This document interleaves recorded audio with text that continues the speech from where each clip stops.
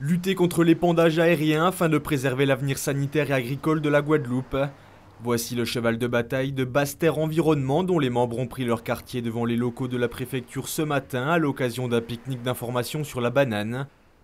Objectif pour cette association écologiste, protester contre la prolongation d'un arrêté préfectoral permettant le recours à l'épandage afin de combattre la cercosporiose noire qui frappe les bananiers de Guadeloupe. Il y a un énorme problème d'écologie qui se met en place et personne ne réagit pour le moment. On est dans une espèce de vague absolue. Il faut que la population se rende compte de l'importance de ce qui est en train de se passer. Je pense que c'est surtout la manière dont on dépense l'argent qu'on alloue aux agriculteurs. Je pense que si on aidait plus le bio et peut-être un peu moins les pesticides, et notamment les gens qui fabriquent les pesticides, on arriverait à autre chose. Mais disons que je ne comprends pas qu'on puisse encore faire une dérogation pour un épandage aérien dangereux. Il y a des études qui ont montré que c'était dangereux, donc il faut absolument éviter ça. On a déjà subi le chlordécone en Guadeloupe. Je ne vois pas comment on peut encore admettre de tels produits chimiques dont on ne connaît pas les causes et les effets sur le long terme. Et ça va se cumuler avec le chlordécone. Il a été prouvé que, notamment du côté de Madagascar ou Mayotte, on cultive de la banane sans avoir recours à ces pesticides et sans avoir le problème de la cercospirose.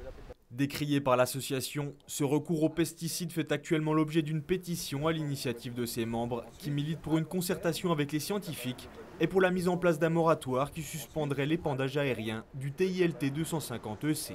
On fait cette opération, ce petit pique-nique, pour sensibiliser la population et surtout les autorités sur l'épandage aérien, sur les méfaits, sur la santé, mais également sur l'environnement.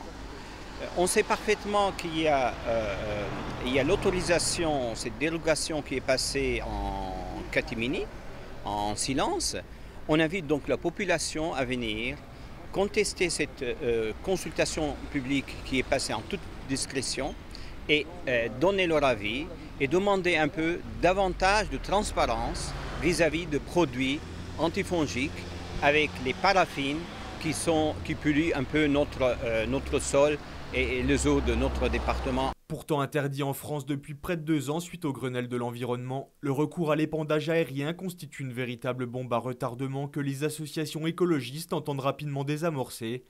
Un désamorçage qui implique selon elles l'abrogation pure et simple de la dérogation signée par le préfet de Guadeloupe.